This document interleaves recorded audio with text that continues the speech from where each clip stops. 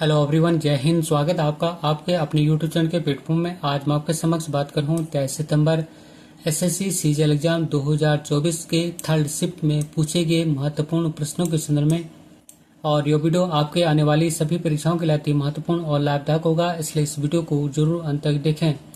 और इसी के साथ अपनी वीडियो को स्टार्ट करता हूँ। और फर्स्ट और महत्वपूर्ण प्रश्न पूछा गया था कि पाल वंश का संस्थापक कौन था। तो इसका आंसर है गोपाल, अर्थात पाल वंश का संस्थापक गोपाल था। बात करूं मैं पाल वंश से संबंधित महत्वपूर्ण जानकारियों के संदर्भ में, तो पाल वंश का संस्थापक गोपाल था और पाल वंश की राजधानी मुंगेर थी। और पाल वंश का सबसे महान शासक धर्मपाल था और धर्मपाल ने विक्रमशिला विश्वविद्यालय की स्थापना की थी। और ये पॉइंट एग्जाम पर्पज की दृष्टि से अति महत्वपूर्ण है। और नेक्स्ट महत्वपूर्ण प्रश्न पूछा था कि फुटबॉल में खिलाड़ियों की संख्या कितनी होती है। तो इसका आंसर है 11, अर्थात फुटबॉल में खिलाड़ियों की संख्या 11 होती है। और फुटबॉल, हॉकी और क्रिकेट में खिलाड़ियों की संख्या 11-11 होती है। और नेक्स्ट महत्वपूर्ण प्रश्न पूछा था कि चू फाट भारत के किस उत्तर पूर्वी राज्य का लोक नृत्य है। तो इसका आंसर है सिक्किम राज्य का। और चूफाट सिक्किम राज्य का एक लोकप्रिय लोक नृत्य है जो त्योहारों और विशेष अवसरों के दौरान किया जाता है। और नेक्स्ट महत्वपूर्ण प्रश्न पूछा था कि ऋग्वेद में सबसे पवित्र नदी किसे माना गया है। तो इसका आंसर है सरस्वती नदी को, अर्थात ऋग्वेद में सरस्वती नदी को सबसे पवित्र नदी माना गया है। और ऋग्वेद में सबसे पवित्र नदी सरस्वती थी और इसे नदीतमा अर्थात नदियों की माता कहा गया है।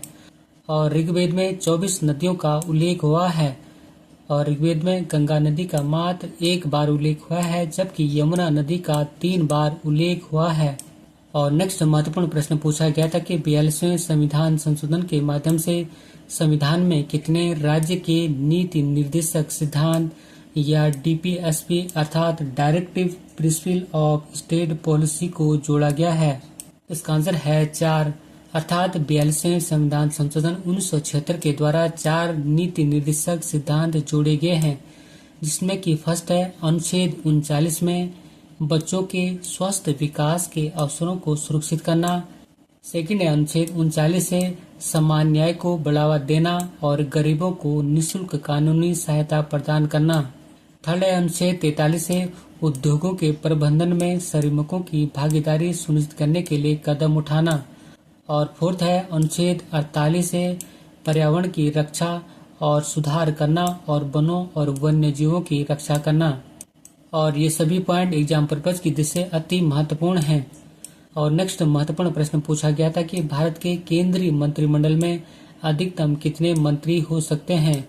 तो इसका आंसर है लोकसभा की कुल संख्या का 15%, अर्थात भारत के केंद्रीय मंत्रिमंडल में अधिकतम मंत्रियों की संख्या लोकसभा की कुल संख्या का 15% मंत्री हो सकते हैं। बात करूं मैं संविधान के अनुच्छेद 75 फर्स्ट के खंड क के अनुसार मंत्री परिषद में प्रधानमंत्री सहित मंत्रियों की कुल संख्या लोकसभा के सदस्यों की कुल संख्या के 15% से अधिक नहीं होगी। और इसे 91वें संविधान संशोधन 2003 के द्वारा शामिल किया गया था। और नेक्स्ट महत्वपूर्ण प्रश्न पूछा गया था कि poverty and un-British tool in India नामक पुस्तक किसने लिखी है। इसका आंसर है दादा भाई नौरोजी, अर्थात poverty and un-British tool in India पुस्तक को दादा भाई नौरोजी ने लिखा था। और Dadabhai Naoroji grand old man of India के नाम से लोकप्रिय थे। और दादा भाई नौरोजी ब्रिटिश संसद के सदस्य बनने वाले पहले भारतीय थे। और दादा भाई नौरोजी वर्ष 1886, 1893 और 1906 में 3 बार कांग्रेस के अध्यक्ष रहे हैं। और ये सभी पॉइंट एग्जाम पर्पज की दृष्टि से अति महत्वपूर्ण हैं।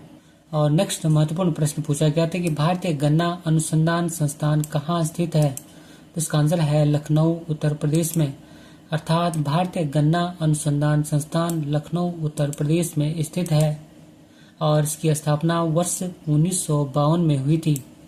जबकि ICAR गन्ना प्रजनन संस्थान कोयम्बटूर, तमिलनाडु में स्थित है, अर्थात ICAR sugarcane breeding institute Coimbatore में स्थित है। और इसकी स्थापना वर्ष 1912 में हुई थी।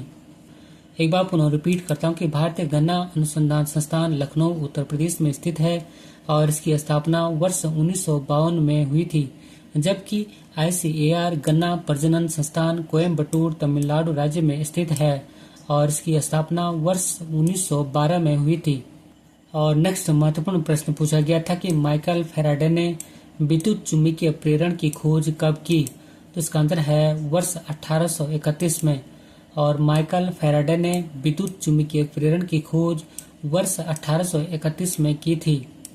और नेक्स्ट महत्वपूर्ण प्रश्न पूछा गया था कि शतरंज में पहली महिला भारतीय ग्रैंड मास्टर कौन है? तो इसका आंसर है S विजयलक्ष्मी।